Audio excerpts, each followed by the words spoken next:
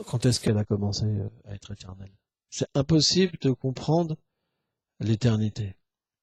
Que dire la connaissance transcendantale et la félicité transcendantale? Parce que tout ça, c'est lié dans notre relation avec Dieu. Or, la conception de Dieu, c'est une conception tellement lointaine. Dieu, ça veut dire que je connais pas. C'est comme si on vous appelait truc, machin.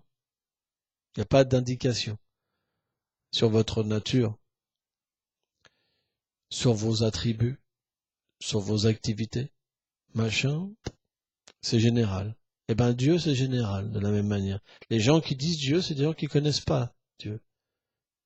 C'est pour ça que dans les Védas, qui sont des textes merveilleux, il y a différentes graduations de connaissance du Seigneur suprême, selon la qualification des gens. Karma, Gyan, Bhakti, Karma Kanda, Gnana Kanda ou Upasana Kanda. Différents niveaux de compréhension selon la conscience des êtres. Mais comment la conscience vient? Chatu Bhuja Balantevam, Shanam Sukhjina Livjuna. Selon les activités passées, on obtient une conscience.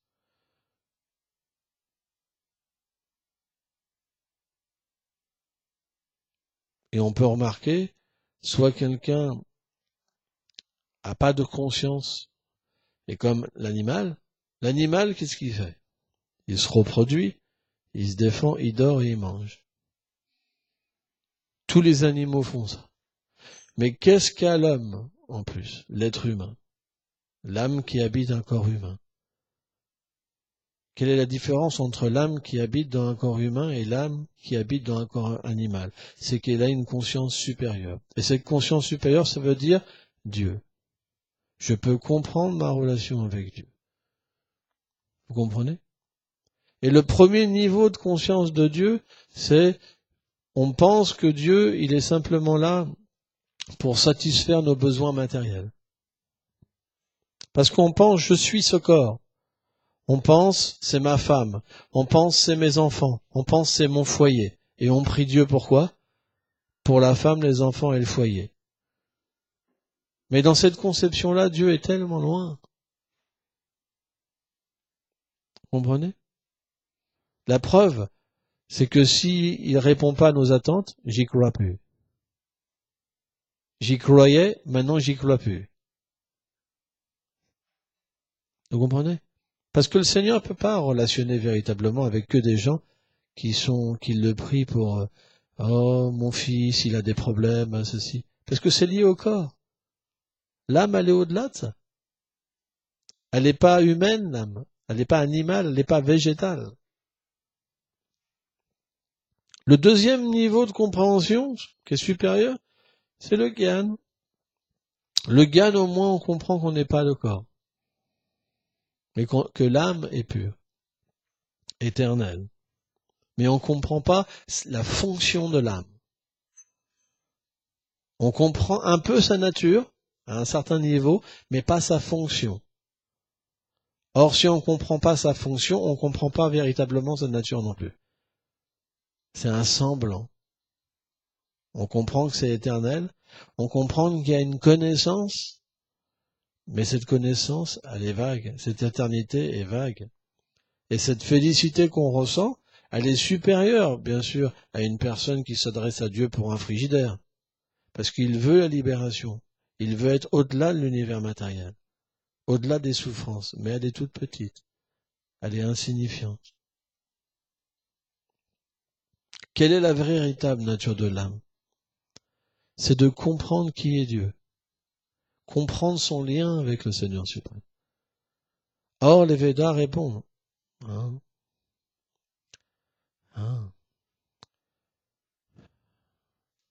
Ishvara Parama Krishna Satchitananda Vigra Anidhyadidi Govinda Sarvakarmaka. Les textes védiques enseignent que le nom du Seigneur originel est Krishna. Krishna. Pourquoi Krishna? Parce que déjà, la qualité première du Seigneur, c'est sa beauté, sa douceur. Donc il est attirant. mais attirant d'une manière illimitée. Ça peut dire qu'il peut combler toutes nos inspirations. Et ça veut dire également que sa grandeur, c'est pas la chose la plus merveilleuse. Parce que la grandeur ne permet pas de relationner avec lui et de l'aimer. Et d'avoir une intimité avec Dieu. Alors maintenant, je reviens au début de la classe. Oui, pour l'âme est d'amour, c'est vrai. Mais si tu comprends pas l'objet de son amour, qui est le Seigneur lui-même, et si tu comprends pas son nom, Krishna, ses attributs, ses activités, alors tu peux pas sortir de cette ignorance. Parce que tu vas agir pour le corps. Tu vas agir pour le corps, mais pas pour l'âme. Si t'as pas de connaissance, comment tu vas agir correctement? Si tu comprends pas la nature du Seigneur suprême et la relation qui existe éternellement entre vous, comment tu peux agir? C'est pas possible.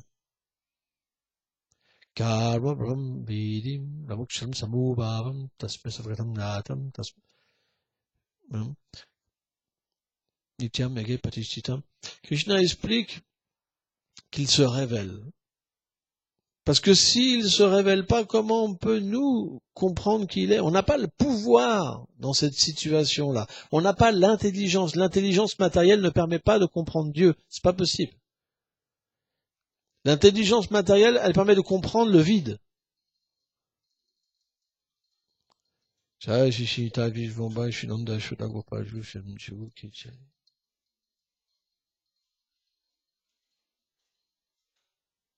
Elle permet de comprendre les choses qui sont inférieures à nous, quelque part.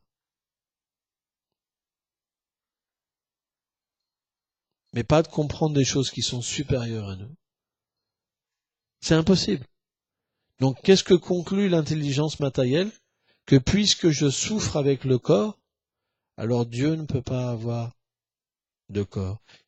Puisque mes sentiments m'égarent, Dieu ne peut pas avoir de sentiments. Puisque mes amis m'ont trompé, Dieu ne peut pas avoir d'amis. On rejette neti, toutes les choses pour faire une conception impersonnelle, énergétique, où on peut quelque part dominer. Vous comprenez? Ça veut dire que par des moyens mécaniques, on essaye par nous-mêmes de quelque part d'être au même niveau que le Seigneur suprême. Et ça, c'est une illusion. Le Seigneur, il peut pas être dominé. Il peut pas avoir une personne même qui est indépendante de sa création. C'est impossible. Pour ça, il serait pas absolu. Absolu, ça veut dire qu'il contrôle tout. Tout est sous son contrôle, directement et indirectement, à travers ses énergies, parce qu'il a autre chose à faire que de s'occuper de nos problèmes. On ne doit pas penser qu'on est le centre du Seigneur suprême. Hein? Ça marche pas comme ça. Hein? Donc automatiquement, quand une bonne compréhension du Seigneur est là, on comprend que ces conceptions, par exemple, de Satan, qu'une personne imaginaire pourrait être tout seul et faire du mal aux gens, c'est complètement absurde. C'est complètement absurde. Krishna dit Maya Dakshana Prakriti. Cette énergie matérielle qui fait souffrir les gens, elle est sous ma direction. Pourquoi? Parce que de cette manière-là, les gens peuvent changer.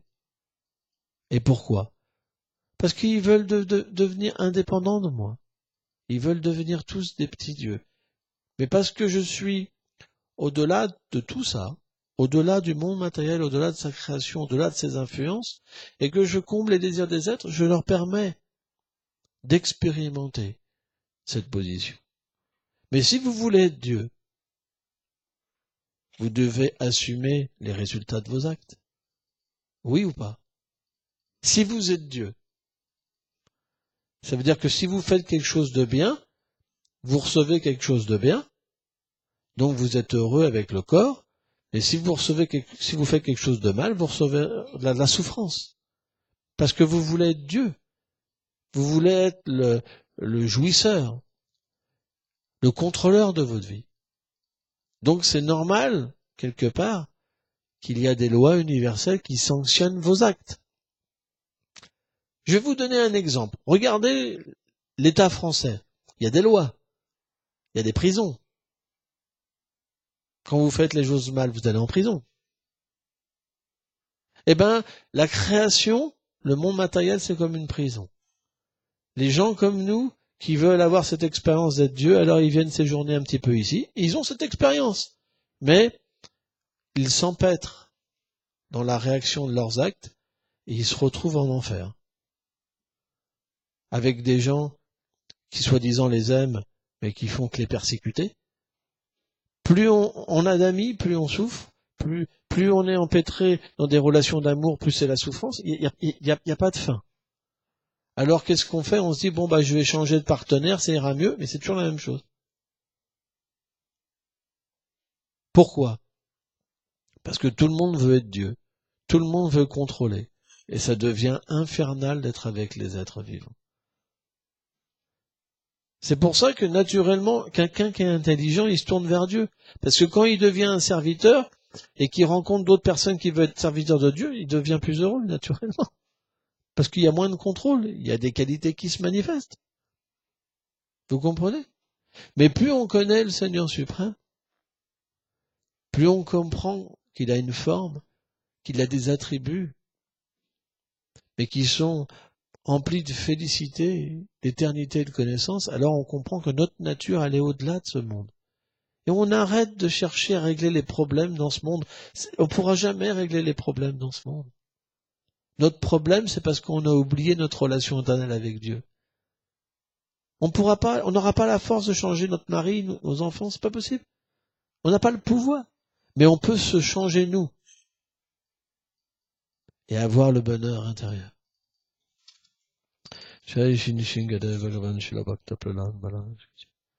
Personne n'a le pouvoir de changer les autres. C'est pour ça que Sridhar Maharaj, il explique, on ne doit pas se battre contre l'environnement.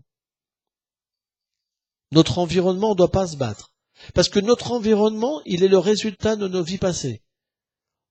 Tout ce qu'on a planté, aujourd'hui, on en a les fruits. Le mari, les enfants, la maison, le travail, les ennemis, les machins, les bidules, le froid, le chaud, tout ça, c'est ce qu'on a planté et c'est le résultat de nos vies passées. Vous pourrez pas changer de situation. Ça vous suivra de toute façon. Parfois, les mauvaises choses arrivent, vous les payez. Parfois, les bonnes choses arrivent, vous les payez. Mais on devient illusionné par le bien et le mal. C'est pas notre vie d'être dans le bien et le mal. Notre vie est être avec l'âme, comprendre l'éternité de l'âme. Et l'éternité de l'âme, c'est la relation qu'elle a avec le Seigneur suprême. Or, si on voit notre environnement comme le résultat de nos vies passées, on peut s'en libérer.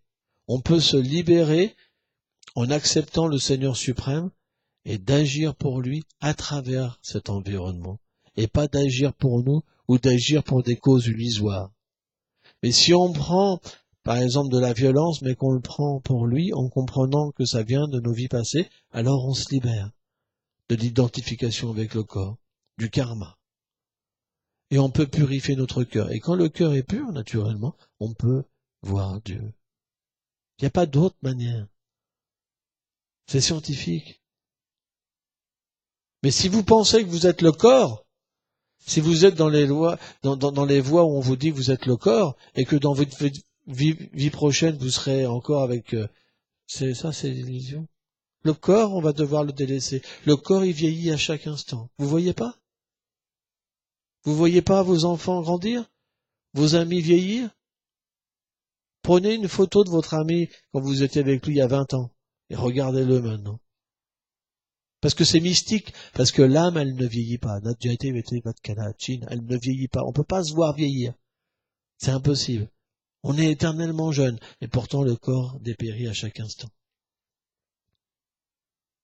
Donc si on met notre foi dans le corps, dans les amis, dans les parents, c'est comme placer l'argent dans quelque chose qui va disparaître. Vous comprenez? C'est comme aller à la bourse et placer notre argent dans quelque chose qui va capituler, qui va s'effondrer. Personne ne fait ça. Quand on va à la bourse, on se dit, je place mon argent, dans quelque chose qui va fructifier. Vous comprenez? De la même manière, si vous placez votre foi dans l'âme et dans cette relation éternelle avec Krishna, alors ça fructifiera. Comment? Vous allez pouvoir voir le Seigneur dans toutes choses et être libéré de la lamentation et de la joie. Et graduellement vous libérer du conditionnement matériel et comprendre la nature, votre vraie nature intérieure. Pour ça, il faut chanter aussi le nom de Dieu. C'est pour ça que dans cet âge de Kali, c'est expliqué qu'on doit chanter le nom du Seigneur suprême. Parce que dans cet âge, l'être est trop bas de conscience, trop déchu dans l'âge de Kali. Et le Seigneur se manifeste sous la forme de son nom pour qu'on puisse facilement s'associer avec lui. Or, il y a un proverbe. Dis-moi qui tu fréquentes, je te dirai qui tu es. Si vous chantez les noms du Seigneur, avec foi, avec détermination, alors, graduellement, votre être va changer. Et surtout, le Seigneur vous maintiendra, vous protégera. Vous pourrez voir des miracles tout le temps. C'est très important. Il n'y a pas d'autre choix. La vie, elle est simple quand il y a la connaissance. Alors bien sûr, il y a plein de sortes de connaissances suivant les activités passées des êtres vivants. Mais, dans cette connaissance,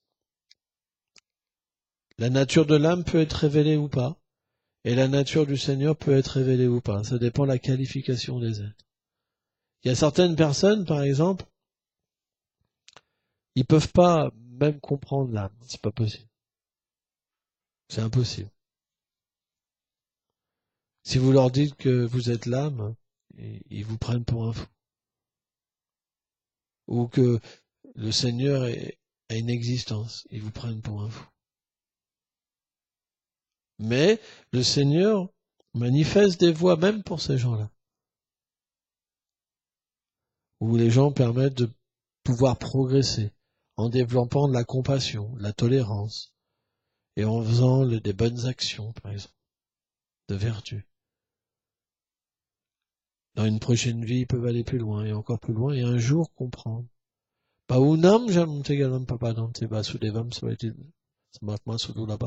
Le Seigneur explique qu'après des millions d'existences, on peut me comprendre. C'est pas si simple. Parce qu'on a ce désir d'indépendance. On veut être le patron, on veut être le contrôleur. Ça pourrait aller très vite. Un instant. Mais on veut contrôler.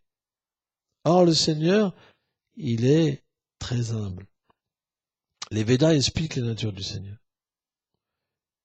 Quelle est la nature du Seigneur? C'est qu'il force aucun être vivant. C'est pour ça qu'à moins de faire un pas vers lui, alors on ne peut pas comprendre sa nature. C'est pourquoi c'est une expérience. Mais tu peux pas dire que c'est pas la vérité si t'as pas essayé. Parce que si t'essayes, tu verras. C'est ça la science spirituelle. La science spirituelle, c'est que si tu fais un pas, t'as tel résultat. C'est pas du sentimentalisme. Parfois, il y a des religions au niveau du karma. C'est d'expliquer dans ces livres-là, le but, il est comme grossi. Ça veut dire qu'on vous dit que le but, le paradis, c'est ce qu'il y a de plus élevé. Mais le paradis, c'est juste des planètes édéniques. Et quand le fruit de nos actes pieux se finit, on revient sur Terre. Mais ceux qui sont avides de ces plaisirs temporaires, alors, naturellement, pour eux, c'est le but. Vous comprenez? Donc il existe plein d'écritures qui font que les gens, ça les confine dans leur aspiration. Et ils peuvent, naturellement, et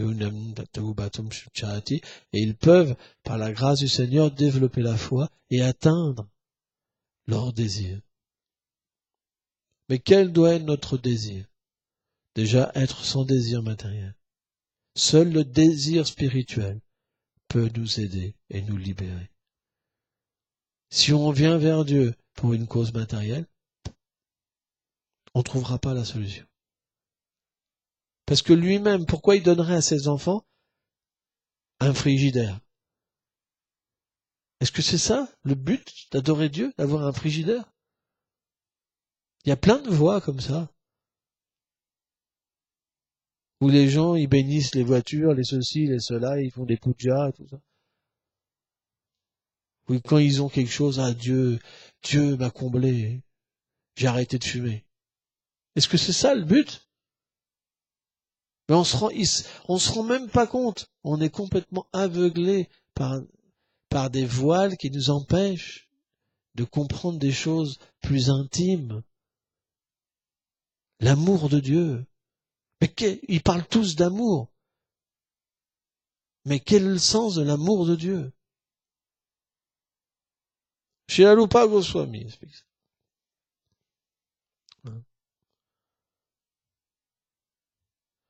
Alupa Goswami, il dit, qu'est-ce que c'est l'amour de Dieu? Déjà, c'est d'engager notre vie d'une façon ininterrompue, sans avoir de désir pour soi. Ça veut dire que cette action, elle doit être libre de vouloir le fruit en retour. Elle doit être libre de vouloir même être libérée de nos souffrances. Elle doit être effectuée avec des sentiments d'amour et juste pour le plaisir du Seigneur suprême.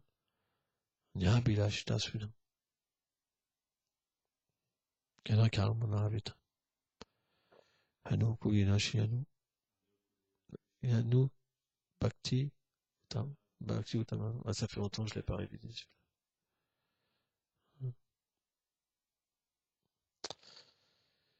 Donc, sans comprendre la nature de la dévotion, on ne peut pas changer notre vie.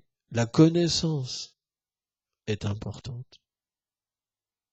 Car la connaissance, elle nous permet de mettre une base dans notre vie et d'agir parfaitement. Si on agit parfaitement, alors on reçoit des fruits parfaits. Il n'y a pas de choix. C'est pas la faute du Seigneur si on est dans cette situation. C'est nous qui l'avons créée, cette situation.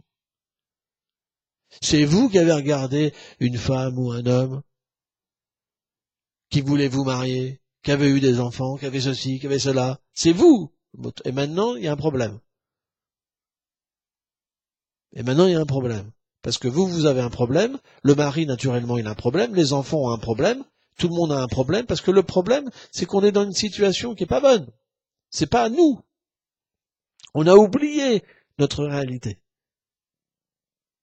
Et parce qu'on oublie notre réalité, on est recouvert par l'ignorance. Vous vous rendez compte? On pense qu'on est score. Quelque chose qui sent mauvais, quelque chose qui voit même pas dans le noir, qui perd l'intelligence à chaque instant. Les scientifiques, ils vont vous dire ce qui s'est passé il y a 5 milliards d'années, alors que si vous leur demandez la semaine dernière ce qu'ils ont fait à cet instant, ils vont pas pouvoir vous répondre, même la veille. On est dans une telle tricherie. On se trompe nous-mêmes et on trompe les autres. Et on pense que ça, c'est la félicité suprême. Et on en souffre. C'est pour ça que on doit réfléchir quand même. On doit réfléchir. On peut pas être, idiot tout le temps. On doit essayer de comprendre, de réfléchir. Mais comment ça se fait que je suis dans cette situation? Est-ce que je vais rester? Comment je vais pouvoir m'en sortir par moi-même? C'est pas possible. Ils essaient de créer une société pour sortir de là. Mais regardez la société comment elle est. À chaque instant, ils détruisent tout. Est-ce que c'est ça la solution? Le matérialisme, c'est quoi? C'est simplement donner du plaisir au sens, l'exploitation. Mais l'exploitation, ça veut dire la destruction. À chaque fois qu'on invente quelque chose, à chaque fois ça détruit plus les choses et ça nous éloigne de la vérité. Parce que la nature de l'être vivant, c'est d'avoir une vie intérieure. Quand la vie intérieure est là, naturellement, nos sens, ils arrêtent d'agir comme des clapets.